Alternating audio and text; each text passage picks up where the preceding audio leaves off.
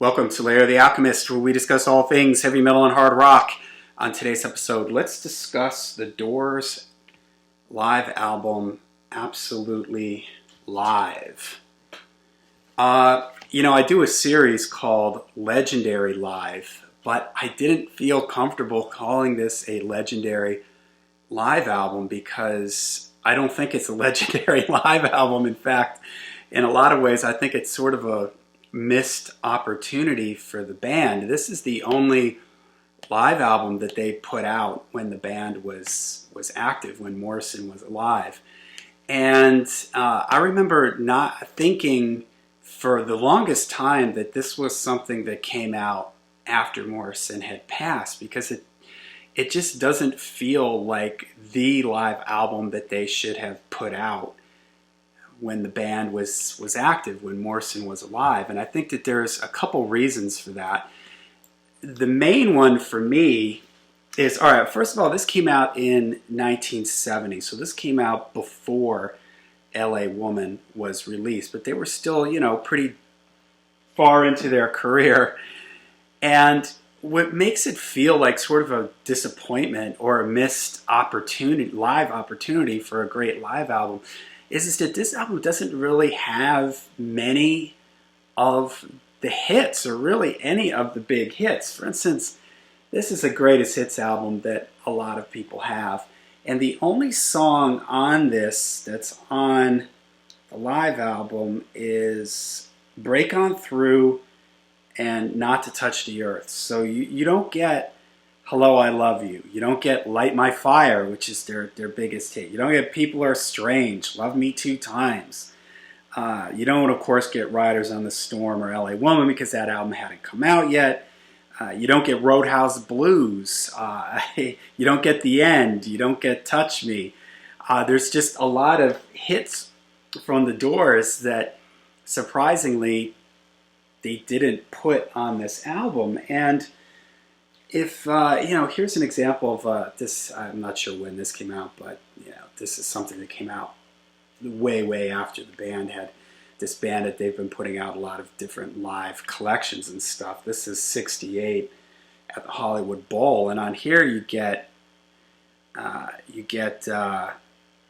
stuff like The Wasp, Hello, I Love You, Moonlight Drive, Horse Latitudes, Spanish Caravan, Light My Fire, The Unknown Soldier, The End. So you're getting more of studio tracks and more recognizable songs. So I can only imagine that. And I remember being puzzled by this when I got this when I was young, thinking that I was going to hear some of these bigger songs, and they're not really on here. And the other thing is that, and I guess this is a good thing and sort of a bad thing, we'll get into it, I broke the songs up here into, there's a bunch of songs that were not on any of their studio records that appear on here, which is cool, and I applaud that, because I think it's pretty neat to have a live album that has stuff that you can't get anywhere else. But a lot of the stuff on here tends to be blues covers. For instance, the songs you get on here that are not on any of the Doors studio albums up to this point are Who Do You Love, which is a blues cover most famously done by Bo Diddley. Love Hides, which is a Morrison written tune, but it's only 1 minute and 48 seconds long, and it's kind of like a free-form, jammy type thing with just Morrison kind of free-forming, improvising some lyrics over the top. At least that's what it seems like. Build Me a Woman, which is a Morrison Doors written song, and this one is pretty cool, but it's kind of a straightforward blues thing, but it's pretty cool. It's something that maybe you could imagine hearing on one of the studio albums. Close to You is a Willie Dixon blues cover. Universal Mind is a Morrison written tune. That one is pretty cool. It's probably the coolest of these unreleased ones. Again, one that you could imagine hearing on one of the studio records. There's a track listed as Dead Cats, Dead Rats, which is basically just a short little thing where they're playing the riff to Break On Through in Morrison. It feels like he's just improvising some lyrics. It really isn't much of a song.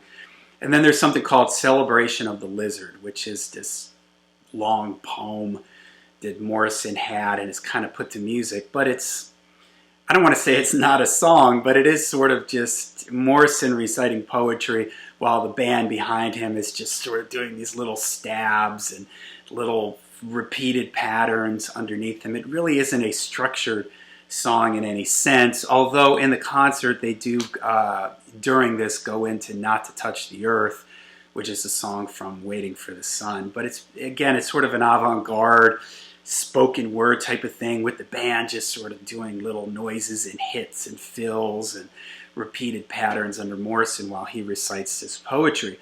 So it just doesn't feel like there isn't a lot there. And then the songs that you do get that are from the studio albums, you get Alabama Song or Whiskey Song, which is a cover song, but it's from the first Doors record. You get Backdoor Man, which is from the first self-titled Doors album. That's also a Willie Dixon cover. You get 5 to 1, which is from Waiting for the Sun. When the Music's Over from Strange Days. Break On Through from the self-titled album, and Soul Kitchen from the self-titled record. So you get 3, 4, 5, 6 songs that were on studio records, but even out of those, a bunch of those are, you get like 2 of those are blues covers, and Soul Kitchen is kind of a straight-ahead blues. So there's a lot of straight-ahead blues type things on here, which is okay because that is a huge thing for this band, was their blues influence, their jazz influence. That's kind of cool, but the album itself just kind of feels like it would have been better served if they had a couple more of the bigger hits on here, like they did here on this Hollywood Bowl album. And this record apparently was taken from some different shows, and even though it's called Absolutely Live, the producer, mentions that he goes, there must be like 2,000 edits on this, that he would take the beginning of one song from one show, the middle section from another show, the end from another show.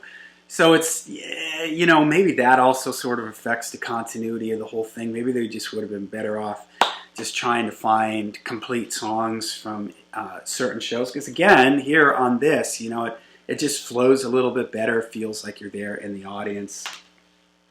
I will say, though, that it is very well recorded. It sounds live. It doesn't sound like they went into the studio and overdubbed a whole bunch of, redid a whole bunch of things, although who really knows, how many live albums are truly live, that's up for debate. And, it's cool, though. You get to hear what kind of a spontaneous live band the Doors were, which I do think is cool. I mentioned that they've released a bunch of different live albums. They've put some of them in box sets and things like that. And it's cool to hear how experimental the Doors were and how much they did jam. This is something that back in this era, a lot of bands did this. Deep Purple did this. They just sort of got up on stage and they jammed. And I think that that's pretty cool because then it makes these live concerts feel like a one-time thing. Whereas nowadays it seems like, maybe this is a topic for another video, it seems like a lot of bands, they get a set list, they play it over and over, and it almost becomes robotic where it's hard to tell the difference from one night to another. And you do also get this sense of kind of spontaneous danger that the Doors had. The concert starts with this introduction and this guy, like, everybody's got to cool down, man. We've got the Doors here for you. We've been working on getting them. And it reminds you about how dangerous the Doors were. Jim Morrison, he was this guy, you never knew what he was going to do. He had the police presence at these shows, him getting arrested in Miami for exposing himself and all this kind of stuff. The Doors were a really dangerous live band, and you can sort of feel the energy in the crowd, like these people are here because they don't know what's going to happen. They don't know what to expect, and I think that that's pretty cool. And some of this stuff that you do hear from Morrison, I'm not hip enough on all the live recordings of the Doors to know how much of this is truly spontaneous in these particular shows, but it feels like it is. It feels like Morrison is ad-libbing things here and there. It feels like the band is jamming. So that's cool because it makes it feel like it's a unique one-time thing that's been captured here. And you can sort of sense the energy there in the crowd, that they're waiting. They don't know what's going to happen. Jim Morrison, this mystical figure, and the band, the Doors, this sort of mystery around them, and you just never knew what was going to happen in a live setting. And I think you can sense that and sort of feel this on this record, which I think is pretty cool. My only other complaint is I never knew why the Doors didn't bring a touring bass player with them. Now, on the studio records, I should have looked this up beforehand. I think it's only the self-titled Doors record that does not have a studio bassist on it. I could be wrong on that, but most of the studio albums from them have a session bass player. And it's kind of surprising that they just didn't bring somebody out on the road with them. Sometimes it doesn't matter. It's Ray Manzarek covers it very well with his left hand. But then there's other times where I think if there was a bass player there, Manzarek could have maybe gone off a little bit more with his soloing. He sort of takes more of a rhythmic thing here, although he does solo. He's sort of locked into sort of holding it all together because he's sort of functioning as the bass player and sort of the rhythm thing. And it's cool, I think that Robbie Krieger is a very underrated guitar player. I like his jazzy influence, his blues influence, and just the way he plays sort of that finger-picked style, flamenco style that he has, that he inserts into a lot of these songs, I think is really cool, and I think his guitar sounds great. John Densmore is a great player. His drums sound great on here, and he's got a great sort of groove and feel. And it's it's amazing, as I was listening to this, getting ready for the video, how much this band gels together and how much chemistry there is. And maybe that's the reason why they never brought a session bass player on the road with them. I do know that I saw an interview with, I believe it was Ray Manzarek, where he was talking about the last time he spoke to Jim Morrison after they had finished L.A. Woman, and Morrison had mentioned, like, yeah, we've been talking about bringing a bass player out, that'll be really cool, So it's something that they had considered and thought of, and maybe they would have eventually done it. But when you listen to this, you really hear there's a real dynamic, a real chemistry here with the band. They just gel really well, and it's almost like they're sort of, have this telepathic thing going on here, communication between them, and the way the band sort of plays off of each other. They speed up, they slow down, and Morrison doing his ad-lib things, and they're adding in these hits, and you can really tell that